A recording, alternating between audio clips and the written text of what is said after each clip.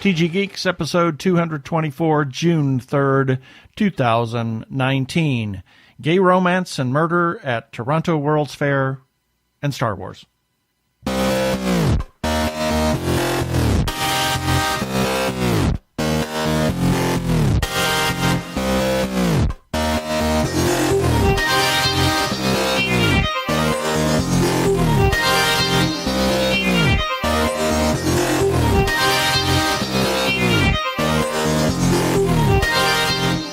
Hello and welcome to another webcast from tggeeks.com, where Ben and Keith, the Two Gay Geeks, talk about all aspects of geekdom and nerdery, sci-fi, comics, film, horror genre.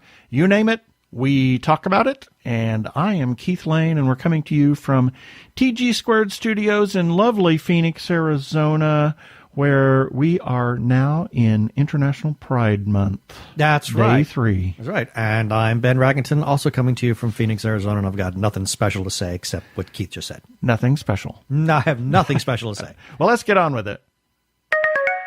Prepare for hyperdrive. Meanwhile, in the Hall of Episodes, the Two Gay Geeks are discussing this. We have got an interview with MJ Lyons, whose new novel... His premiere novel. His debut novel, yes.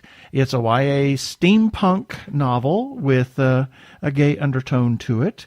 I think it's more than a gay undertone. Well, yeah, but it's making its debut on June the 8th, and we're going to talk to him about that book, among other things. Oh, my gosh, that was such a fascinating... Well, no, spoilers. Yeah. And we have a birthday shout-outs, featured podcast of the week, everybody's favorite feedback, weekly recap, and our follow-up items. Where's what happened to the second segment? I don't know. Second segment. I didn't put that onto the script. Anyway, we have in our second segment, we got a little treat for you, so we'll just let you hear that. So let's get on with this show.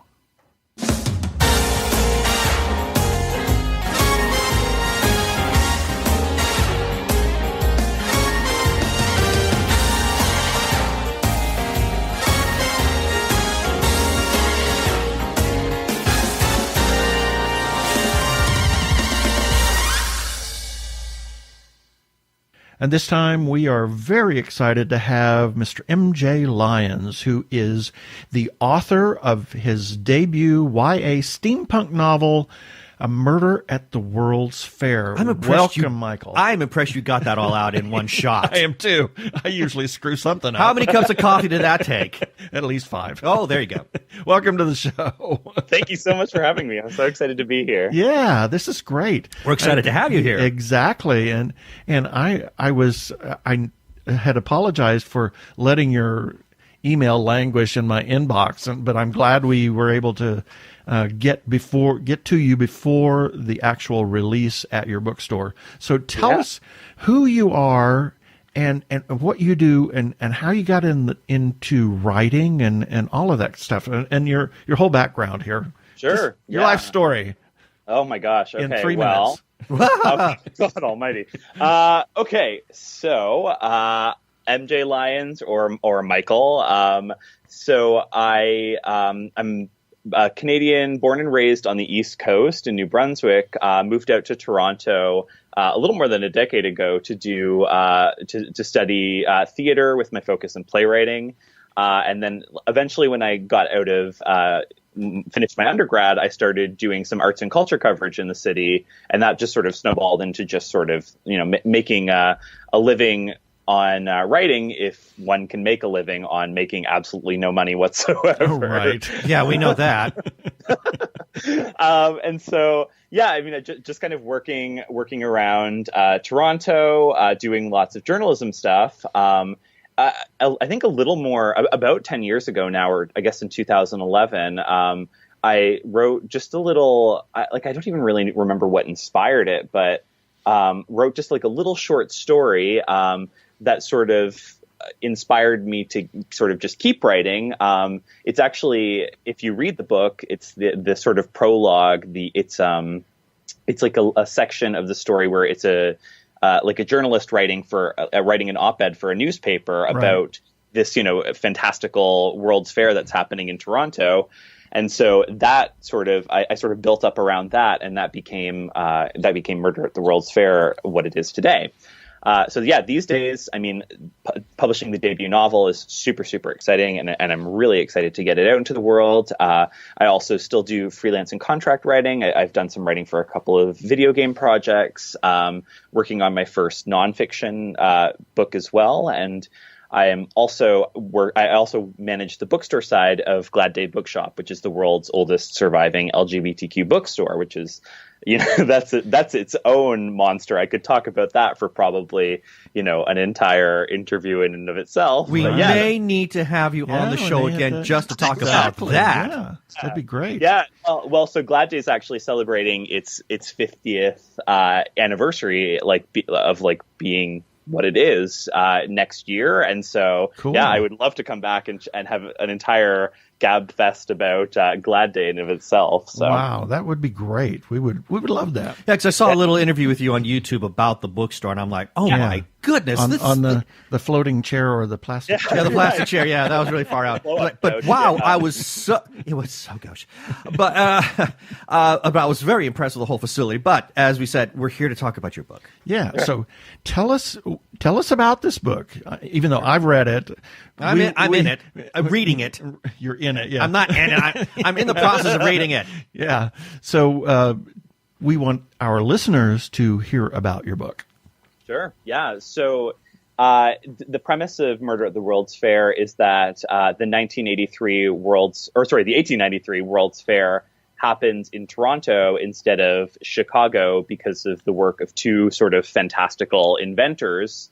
And so it's a world of airships and automatons, fantastical steam-powered and clockwork technology. And so on the day of the opening ceremony of the World's Fair, the sort of son of an airship magnate discovers a sort of a grisly murder that happens during the opening ceremonies, and so he sort of has to untangle what exactly has happened because he believes that the person who is being accused of the murder is innocent, and it sort of explodes into this big sort of steampunk adventure with airship chases and automaton chases or automaton attacks and things like that. And so I really wanted to. I draw a lot of inspiration. You can usually tell what video games I'm playing by the writing that I'm doing on a day-to-day, because I'll often be playing something, especially video games, and say, "Oh my gosh, I love these elements of this video game," and so I grab threads of inspiration from a lot of the times what I'm playing and sort of make it my own, turn it into its own story. And so I remember when I was starting what sort of became Murder at the World's Fair, it was the development, not the actual game, of BioShock Infinite, which also is surrounding the fallout of a World's Fair and marvelous, ridiculous technology. And so, I drew a lot of inspiration from that. And so, I mean, oftentimes when I am writing, you can tell, what I'm inspired by specifically because of I take it and I say, well, now I want to make that. I want to make these things, these little parts of it mine. So, right, it's really a fascinating book, and I have to say that when I was reading it, I mean, the writing style immediately drew me in. And because I love steampunk for one thing, and your style of writing is you're a young man and we're old farts. By our standards, yeah. But your writing is very, very mature. It's extremely sophisticated. Yeah, and that thank you. And that Victorian, it's not so Victorian that you can't understand it.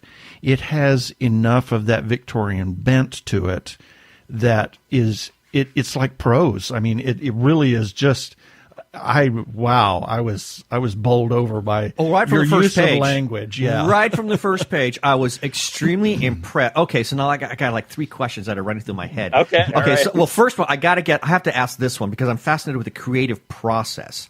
Now, you had mentioned that you had started just this little thing that you scribbled out, which basically became the prologue of your book.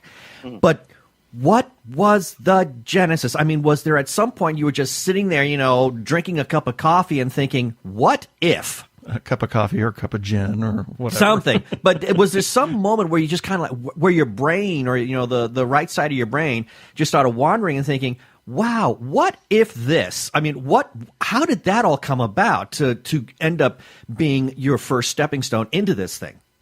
Yeah, so I definitely think, like, now that you're sort of talking about sort of like the sort of seed that became the story. So, I mean, you've both read, especially the early parts of the book, and so I mean, for anybody who's interested in the book, there's the character, one of the sort of fantastical inventors. Her name is Maeve Teston, and she's I love her. I love her so much. Yeah, she's so much fun to write. So she's like a women's lib advocate. She's a women's dress reformist. She spends the entire book in the sort of like bicycle riding suit.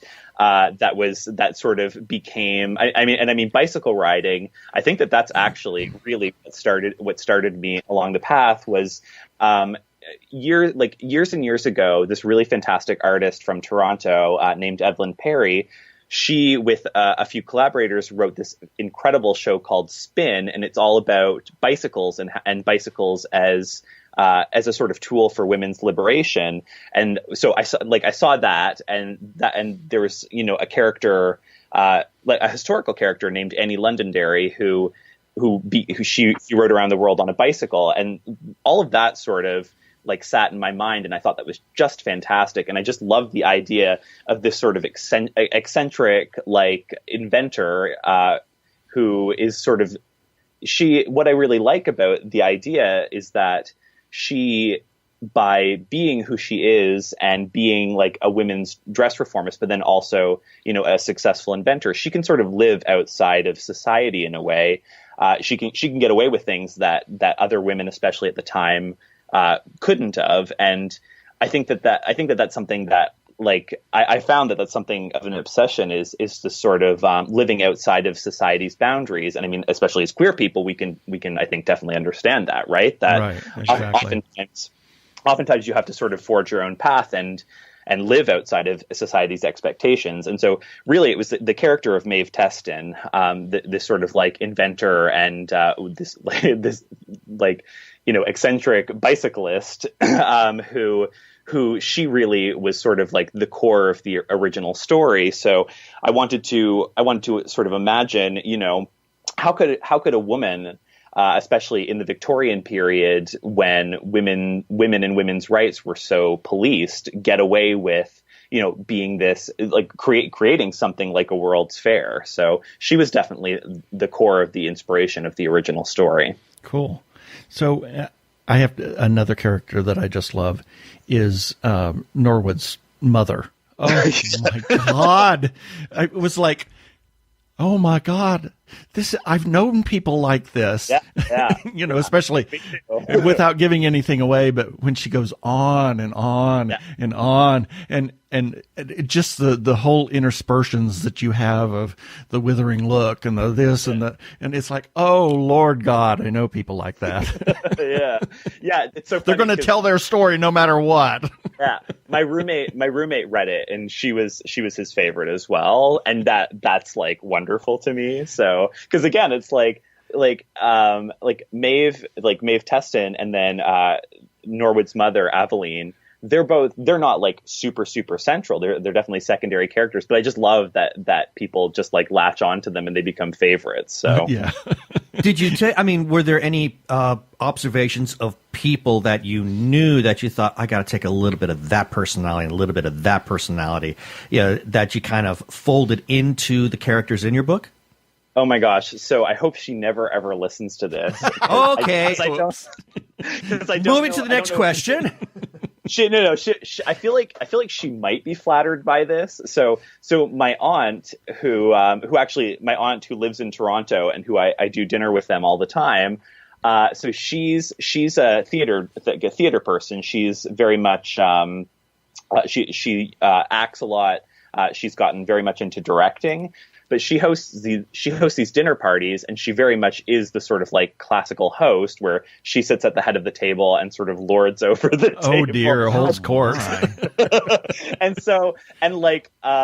Again, she knows how to move a room, and so like I definitely drew inspiration from her for Aveline. But again, I hope that she never hears this, because I don't know again if that's a positive thing or a negative thing. So and then certainly like I mean like drag queens are a huge inspiration, of course, and so that's definitely a big part of the sort of like outrageous womanhood of Aveline as well, because again, I see her as a very theatric person, a very theatrical person, and so definitely along those lines of just like, and I think that again, like going back to the sort of like the big Victorian characters that you can think of, like I draw huge inspiration from Oscar Wilde and the women in his shows as well. So.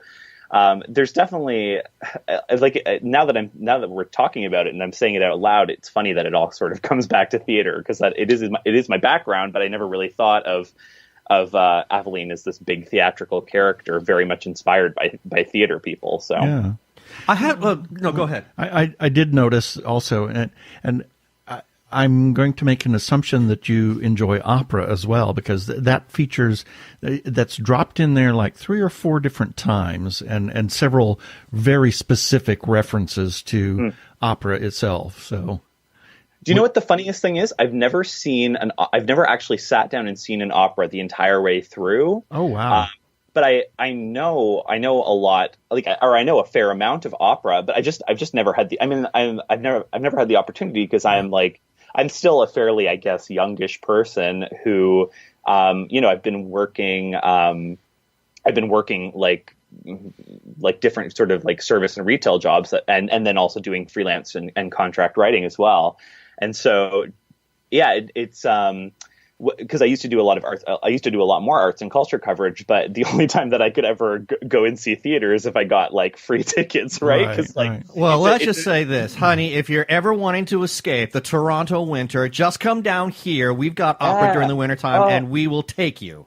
I would love that. Yeah. There's so much good opera that's happening these days too. Gosh, like you have no idea. Contemporary opera, but I mean, I love the classics, like Jessie Norman. I mean, she's still very contemporary, but like Jessie Norman, of course, Maria Callas. I know sort of like a lot of the. I know a lot of the sort of opera standards, and I definitely draw a lot of inspiration from the sort of like opera tropes, because I think of like Le Gazaladra, which is now I'm completely blanking on the name. Thieving Magpie. Was it Rosine? Yeah. The Thieving Magpie. Yeah.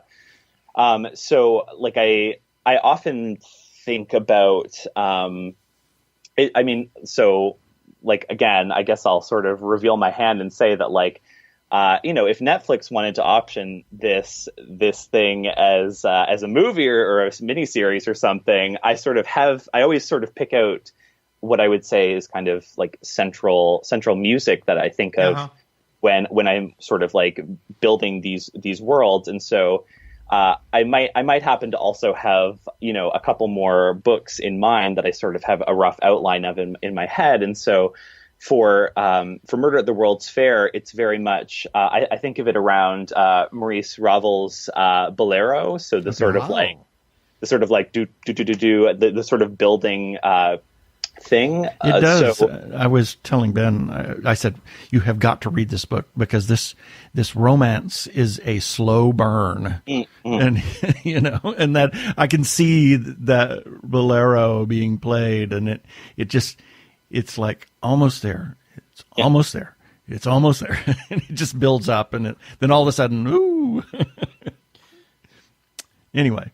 Well, no. I've got a question now. He has to ask. No, well, not that question. Not that Oh, question. hell no! Gosh, No, not yet. I'm not ready for that one yet. No, I want to talk. There's a question for all authors. So. Yeah, but I've got other things, and I have to ask, this might be a slightly awkward question.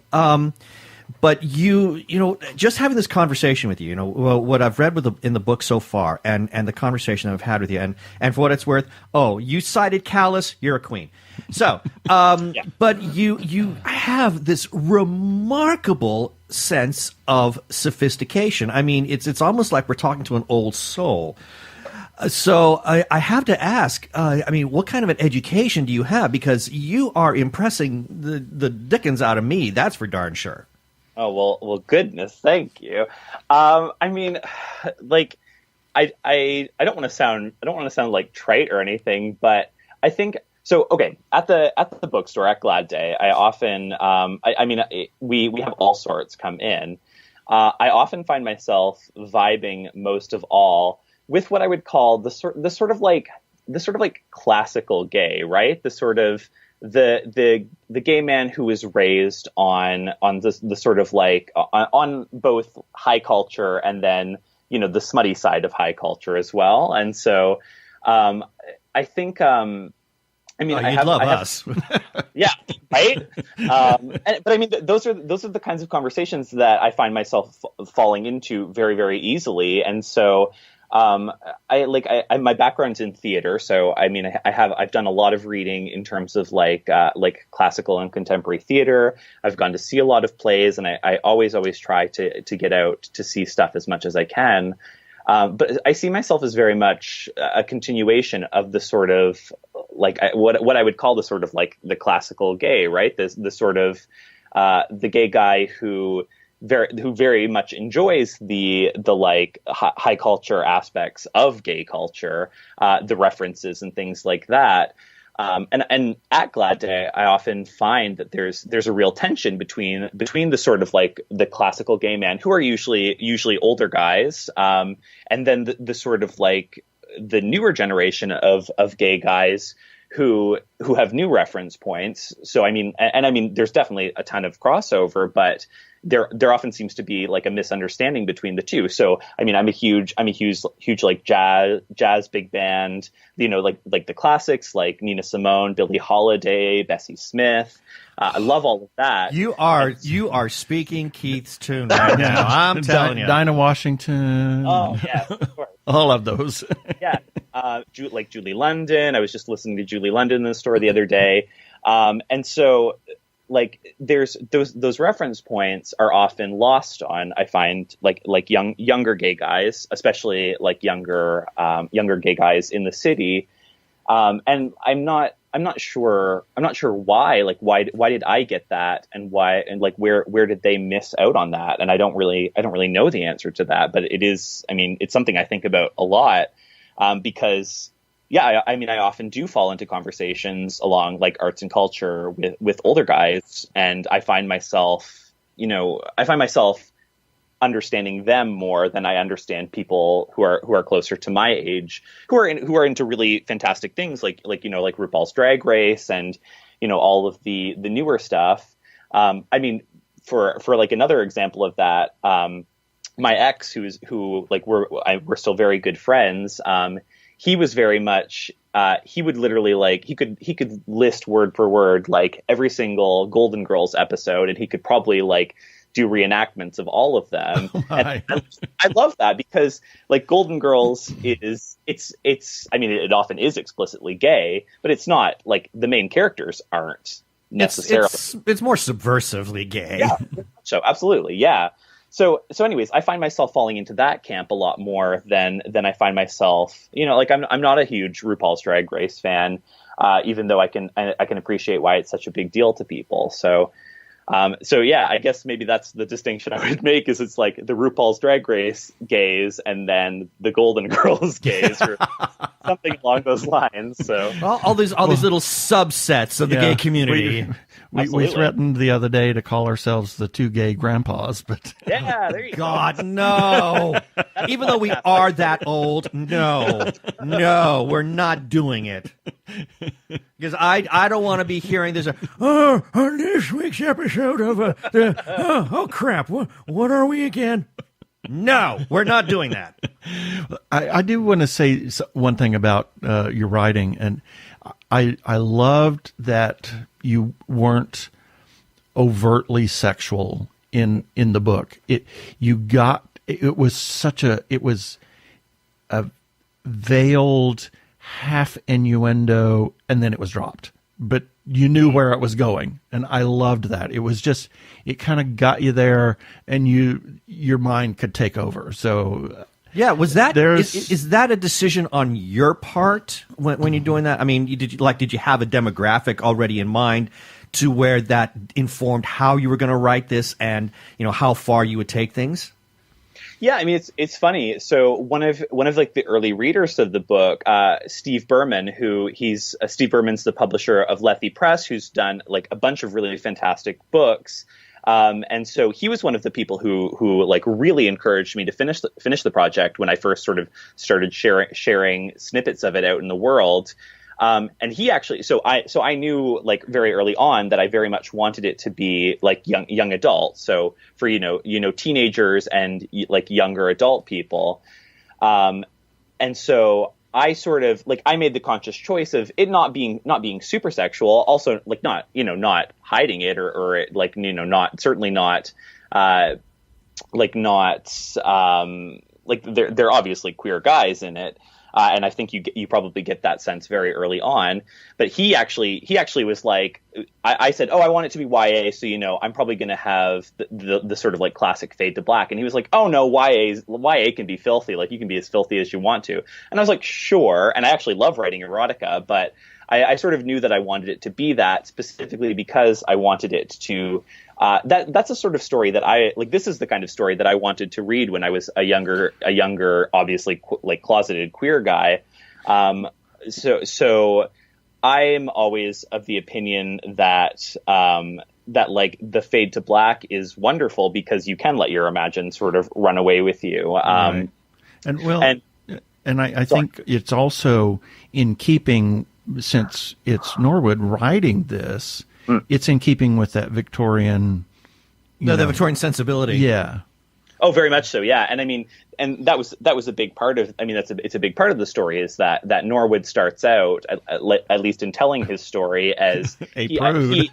He sort of, he knows, but he doesn't really know, but then he starts to know more and more. And that's also like, I just think of like E.M. Forrester's Maurice, how it follows the same sort of arc of it. Mm-hmm. And it's very like it is like, again, it's the style that I chose, which was the sort of like the Victorian self narrative of somebody telling their own story. And so Norwood at the start of it is definitely would not admit that he, has feelings for guys, except for like, when he might be fantasizing in some of his more distracted moments. And so like that was very much a very conscious choice that I made. Yeah. It's time for the question. And I think I know where this is going to go, just based on the way that you are referring to these characters. But at any point when you were writing this, or maybe even before you started to actually put pen to paper, how fully realized did these characters become in your head? This is my favorite question that I love to ask writers because I'm fascinated with the psychological thought process. How fully realized are they in your head? I mean, is it like they're living to you now, they're alive, and they're actually kind of dictating to you where the story's going to go? I mean, how does that work with you in your brain? Yeah, I mean, it's such an interesting question, and I mean, it's almost hard for me to answer because, but I mean, I think that it kind of is my answer is that like I could sit down and write a conversation between any two of the characters in the book, and like I don't even really have to think, right? Because they're just sort of there in my mind. I feel like I was gonna say something along those lines. Well, it sounds like that you would be taking dictation then. Yeah. I mean, that's what I was going to say is that I found one really interesting thing in working with other writers is you often hear the sort of like the pantser versus the planner theory. So like planners who plan everything out, they usually, especially if they're writing a book, they usually have outlines, and they sort of know the trajectory of their story before they even sit down to start writing. I'm very much in the pantser camp, where I sit down and I honestly usually have no idea really. I generally have, sort of the plot points that I know, like we're going to end up here, and then we're going to end up here, and then we're going to end up here. But between those plot points, honestly, like anything could happen, and often the characters end up like really surprising me in a lot of ways. Right. I'm trying to think of some. I mean, so Aveline, like Norwood's mother, was definitely a big one for that, where she was originally just going to sort of, like, when I first started writing the story, she was very much she was just a sort of pointing Norwood in the direction, like, your father's over there, go over there. But she just exploded. She took over. She took over. She took said, over. "No, you're going to write this for me. Yeah. I have a story to tell." So she was definitely like a huge one, just in terms of it. Just, and I think that's. I mean, I'm sure that other writers feel the same way. You grow to love your characters so much, and so you might write a throwaway character, but then you either know something about them or they do something, and their character just charms you, and so you're like, well, now you're a bigger part of this story, right? So I know that happened to Keith Edwards, Katie Edwards. That happened to him when he did The Last Son. His freaking characters, like when I finished that book, and I've told him this, when I finished that book, I was like viscerally sad, because I just wanted to stay with those characters. Yeah. It's funny you should say that. God. I was just chatting with him earlier this week and saying, I really need more material, because yes, I acknowledge the fact that Rune and Brand are living inside your head, Mr. Edwards, but hey, I need them to live in mine now. I miss them. I need them to be inside my head as I'm reading your book. And I need the next book. And he promises that's okay. You'll be enjoying the series, because so I know where you're getting, but it seems like the best authors do allow the characters to come to life. So it's refreshing. And I suspected that was the case with you based on our conversation. Yeah. I suspected that was the case with you. Now, unfortunately, we are up against the red line, and oh my God, I want to talk to you some more. I mean, I could talk to you, Keith and I could talk to you for another 2 hours. I'm convinced of it, because this has just been the greatest conversation since ever. But because we're against the red line, I have to ask this then. Where can you be found on social media, and when will this book be available? How can they get it? Well, so as of today, which is Saturday, June 1st, we are 1 week away from the launch, which is at Glad Day Bookshop in Toronto. If any listeners are in Toronto, it's going to be happening at Glad Day Bookshop, which is 499 Church Street, right in the heart of the gay village. So, like, I would love if anybody listens to this and comes out to it. But otherwise, you can follow me on Twitter. Is definitely the place where I'm most active. My handle is at queer_Mikey. And then you can also follow me on my Facebook author page, which is MJ Lyons Writes, and that's MJ Lyons. So yeah, those are definitely the best places to follow me, and I'm hoping to be doing some sort of adventuring around the country and beyond over the next little while, and so hoping that people will be able to come and say hi at different both steampunk and nerd and queer conventions, because that's sort of the confluence of the three things coming together. Right. Well, this has been absolutely wonderful. Oh, it's been a delight. I was so excited to talk to you after reading the book, even before reading the book, because it's like steampunk just kind of, well, you have to realize that steampunk Mickey is my lock screen. So he's sort of steampunk Mickey Mouse. Yeah. Anyway, this has been really great. Thank you for being on our show this time. Thank you. I hope I get to do it again, guys. This is Katie Edwards, author of The Last Son, and you're listening to The Two Gay Geeks. Okay, now we can talk about that interview. That was such a fascinating interview. He was so engaging. We ran a little long, but well, my gosh. and I kept thinking, I really want time to slow down because holy cow, we're having such a great conversation I wanted with this to talk guy. to him much more. So we're kind of going to have some abbreviations in this the rest of this episode. Yeah. But but we'll definitely be having him back. Oh, absolutely. It was so much fun. And congratulations to Michael on his debut novel. Yeah. It was absolutely fabulous. I loved it. You need to pick it up. We're going to have we have an article, a press release on that, where it has the Amazon link for the Kindle version, as well as the Renaissance Press, where you can buy a hard copy, and we'll put that in this episode article as well. So here's a few selected birthdays for June 3rd through June 9th, 2019. June 3rd, Anderson Cooper, Tony Curtis, Curtis Mayfield, Chuck Barris. Oh my from goodness. The Gong Show. Yeah, and he was supposed to be like some sort of secret agent for like the CIA or like a secret assassin. I don't know. The guy's got one colorful past. Yeah.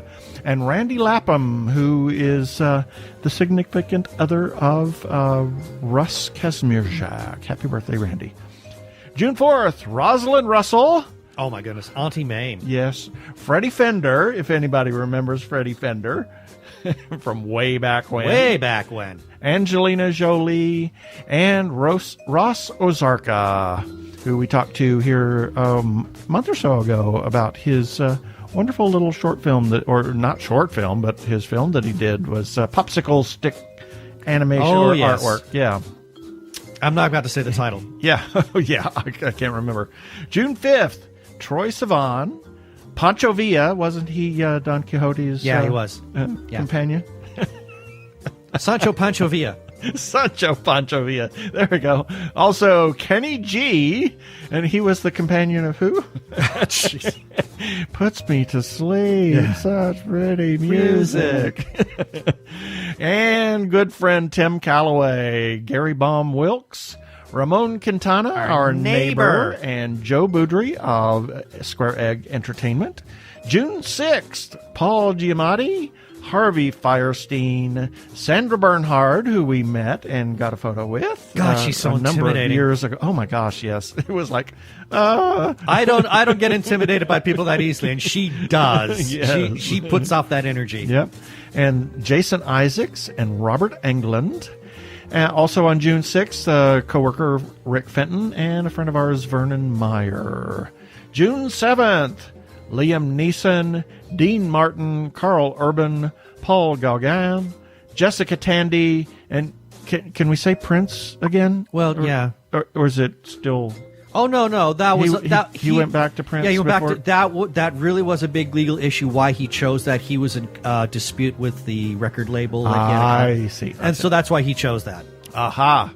Also, Tom Jones. Delilah. It's so unusual to be loved by anyone. Robert Alanya, who is a famed opera singer. George Sell, a famed conductor. And a friend of ours, Colin Davin, who is a classical guitarist. He played in Maria de Buenos Aires. He was so good. Yeah, and Sherry Migdal from Beyond the Impact. June 8th, Frank Lloyd Wright, who I find his architecture fascinating. Mm-hmm. Of course, we have Taliesin West here in the Phoenix area. That is a wonderful thing, as well as a number of Frank Lloyd Wright buildings. Jerry Stiller, Joan Rivers, Nancy Sinatra, these boots are made for walking. Giovanni Domenico Cassini. There was he was named after a satellite or a thing. Thing? My brain's quit working. A space probe. Yeah, he was named after a space probe. Yes. Yes. Lexa Doig, Colin Baker, Robert Preston, and a coworker friend of mine, Jerry Lynch. June 9th, Natalie Portman, Michael J. Fox, Cole Porter, Les Paul. Marvelous guitarist. Yes, James Newton Howard, and good friend of ours up in the Prescott Valley, or further up north. Yeah. Danny Roberts, who is a cartoonist and really his art is really. Oh, I love come his on, work. It's it's great. Happy birthday to everyone, and that's it for the birthdays this time.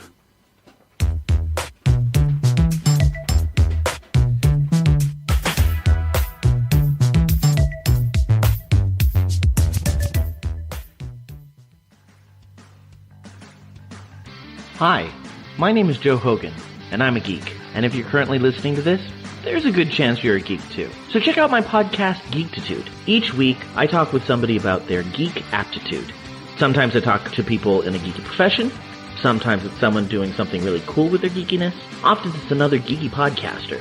But it's always someone who wants to share their inner geek. So join me each week as we come together to geek out about all the geeky stuff we love.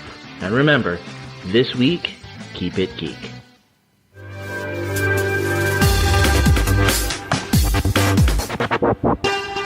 Go give a listen to our good friend Joe over at Geektitude. And now, what time is it? Time to get to some feedback. Feedback-orama. Yeah. Well, not that much. But not, no, it's not. It's all short. It's not a feedback-a-palooza. Oh, it's just no.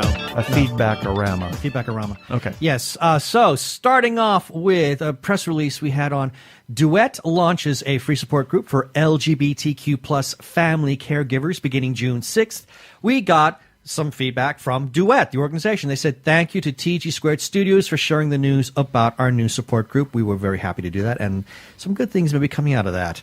And then, this is in regards to John Wick Chapter 3 Parabellum, a review from Andrea Richoff. She called it Ballet of Death and Beauty. We got a comment from Corey Nelson. She says, great review, plenty of description, and no spoilers. So excited for next weekend. Can't wait to see John Wick 3. I'm sure Andrea would be very happy to know that her review communicated that well to you without any spoilers. Absolutely.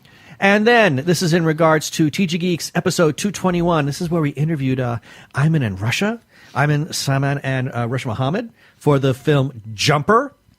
And got a comment from Ayman. He says, thank you so much. It was an absolute pleasure. Got a comment from the people who run the short film Jumper. They said, we are grateful to you both. And then also we had a birthday shout-out to a man named Patrick D. Green, and he says, thank you so much for the birthday shout-out, and I can't wait to be able to share my new LGBTQ film, Escaping Freedom, with you guys, hopefully in the near future. Turning on the episode now. Cheers. Yay. And then to close things off, we got a special tip of the hat from Arizona Opera. This is in regards to their Pride Night, Opera Pride Night that they had a couple months ago. And it said, a special thank you to our event sponsor, Perkins Cole LLP, as well as TG Squared Studios, Phoenix Pride and Greater Phoenix Gay and Lesbian Chamber of Commerce, for supporting this fantastic event. We were happy to do so. We had a great time. Yeah. And if you want to leave a comment about anything that we publish, whether it's on our episodes or whether it's on any other content that we post on the website, you can do that by going to tggeeks.com, and at the bottom of each article, there's a comment section. You can also comment on our Facebook page. You can comment on Twitter, on YouTube, and Instagram, as well as several other places. So if you want to do that, we welcome your feedback. As always, we're grateful for it. Thank you for it. You can even leave us a voicemail if you want. You can call 469-TG-GEEKS. That is 469-844-3357. Leave us a voice message, and we will play it on air. And if you do leave feedback, remember always, please play nice. Yeah, baby. They're like two gay geeks. They're together, you know. They're two gay guys, and they're geeks. Is that okay?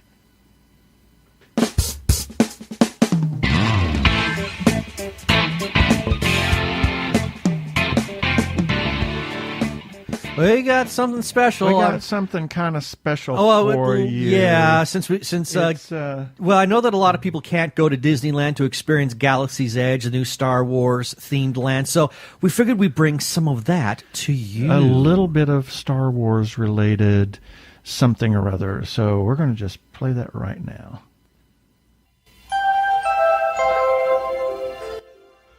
Thank you for calling Star Tourists Fun Unlimited, the only place to call for travel to the exotic. At this time, all of our planning droids are busy. Your wait time is approximately... Access denied. At STFU, we believe your time is valuable. So while you are holding, we would like to share some details on some of our more exotic destinations. Have you ever dreamed of visiting the dilithium mines of Praxis? At STFU, we can take you where no one has gone before. Extra fees for proper safety equipment. What about the planet of Krypton? A very advanced civilization with fabulous soaring cities and wondrous art. Please note, there have been reports of some slight socio-political squabbles, but we at STFU believe there is no reason to worry of earthquakes or planetary collapse. If you're into racing, try the Kessel Run. And instead of staying on dirty, overcrowded Kessel, try the Garrison Moon of Kessel for its great views. Oh, there's a note here. It appears there was an incident with a prototype moon-like Imperial base station. All travel to the Garrison Moon of Kessel has been terminated. If the arts and architecture are your cup of Raktajino, then Alderaan is your spot. Whether you want to visit the cities built on a cliff wall or the plains surrounding the many lakes, you are certain to see some nerf herding.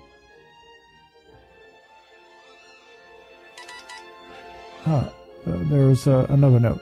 All travel to Alderaan has been canceled due to a rebel spy conspiracy.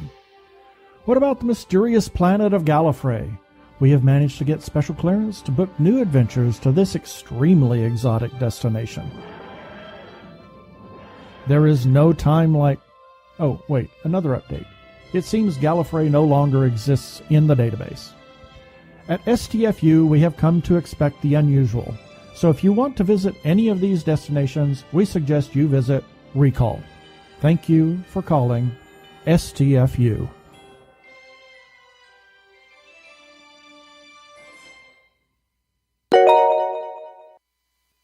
I'm Daniel Radcliffe, and I believe that reaching out for help is the bravest thing a person can do. If you are struggling and need support, call the Trevor Lifeline at 1-866-488-7386. It's free and confidential, and trained counsellors are there to listen 24/7 without judgment. To learn more about the Trevor Project's life-saving work for lesbian, gay, bisexual, transgender, or questioning young people, go to thetrevorproject.org. If you are in transition or have already transitioned and are in crisis, or you know of someone in crisis, there is a special hotline just for you. The hotline is provided by translifeline.org and staffed by specially trained counselors who are transgender themselves. The hotline in the U.S. is 877-565-8860. In Canada, it is 877-330-6366. Or you can go to the translifeline.org for more information about the important work they are doing. Please reach out for help.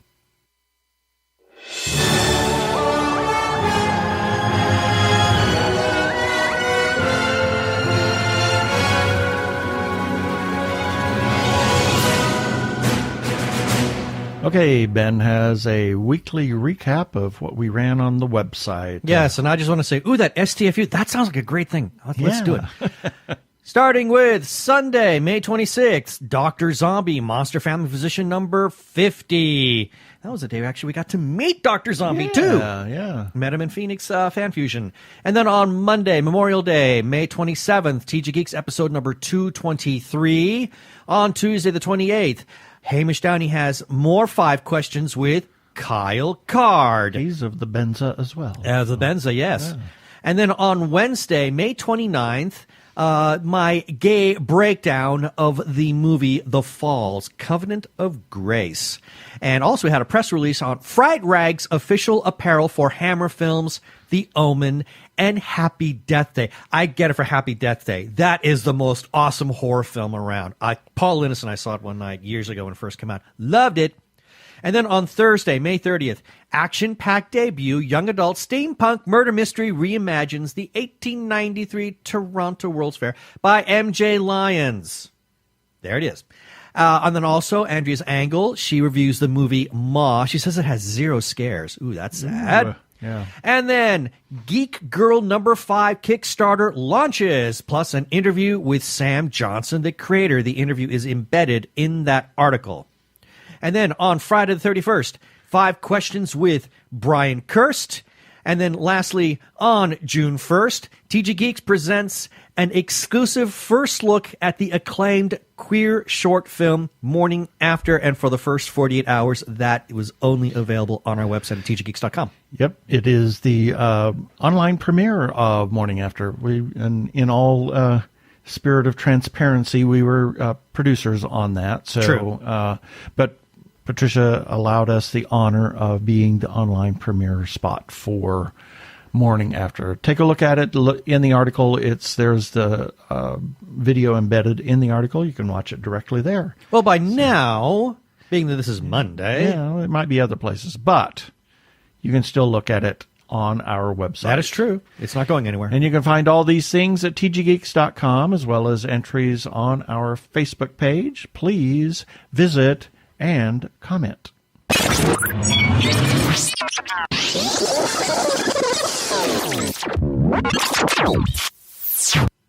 Ouch.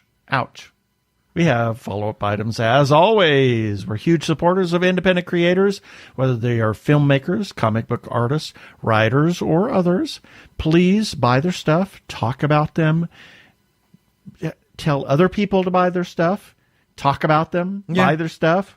Basically, talk about them and buy their stuff. Yep. And if you go to a con and you see an independent artist, whatever kind of artist, please have cash for them because they don't need those credit card fees and all that other crap. And if they've got some sort of crowdfunding going on for something new, hey, get involved. Please you have no idea where that could take you. Exactly. Please consider supporting independent creators.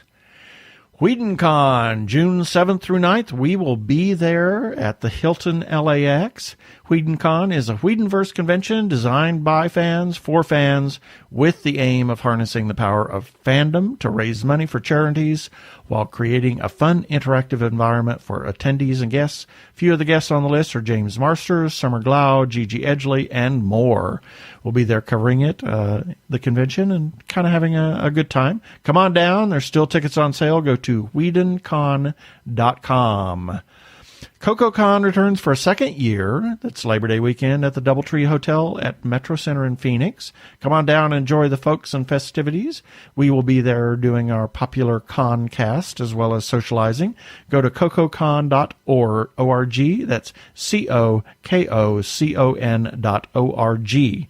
I made it through this time without messing it up.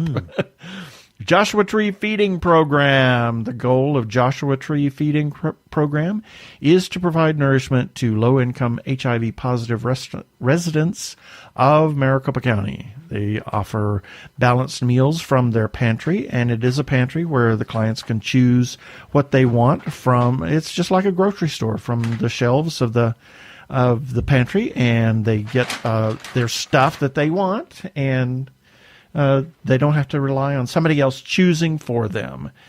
Please consider supporting Joshua Tree either with a single gift or a monthly recurring gift. Go to jtfp.org. Special shout out to the Arkle Times Post Dispatch News for republishing our content from time to time. That is put out by Arkle, Brian Weber. You can find him by going to Twitter and searching Arkle at ARKLE. And we have to give a couple of Facebook groups some shout outs. First, to Gay Geeks After Hours. Big thanks to their moderators for quite literally giving us, they gave us permission by saying share away. And we do. Their URL is facebook.com/group/Gay Geeks After Hours. And lastly, to The Gay Geek for allowing us to share all of our stuff on their Facebook page. Their URL is facebook.com/group/thegaygeek, and their high imperial moderator is a wonderful gentleman named Jeremiah Reeves. He's the one who gave us permission to share our content there, and we are most grateful. Yes, thank you so much, Jeremiah. And lastly, we can be found on Spotify, TuneIn, Stitcher, as well as where other fine podcasts can be found. We discover new places every day because somebody picks up our RSS feed, and it's like, okay, yay. Also, check us out on Krypton Radio at 3 a.m. and 3 p.m. Pacific Time on Tuesdays, and listen to their other content. They are a 24-hour geeky internet radio station, and they're celebrating 10 years on the air. Mm-hmm. That's amazing. And we're going to see Gene Turnbow next weekend, and we're probably going to sit down and chat with him in our studio that we're going to have in our hotel room there at WhedonCon, and that will be featured in a future episode or possibly an article. Please rate us and review us on iTunes, and don't forget to subscribe to our YouTube channel.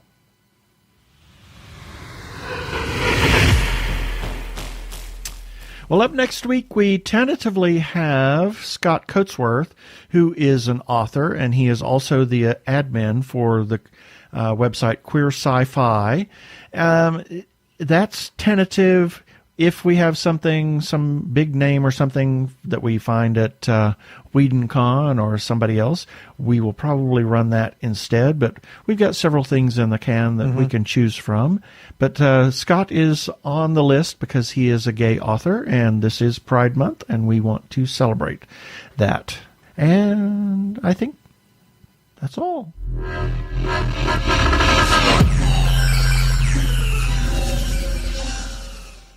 Okay, that should do it for this episode of TG Geeks Webcast.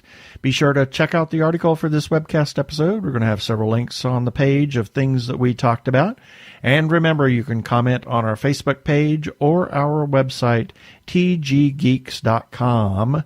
Or you can leave us a voicemail at 469-TG-GEEKS. That is 469-844-3357. I am Keith Lane. Thanks for listening. Please be kind. Peace. Cheers.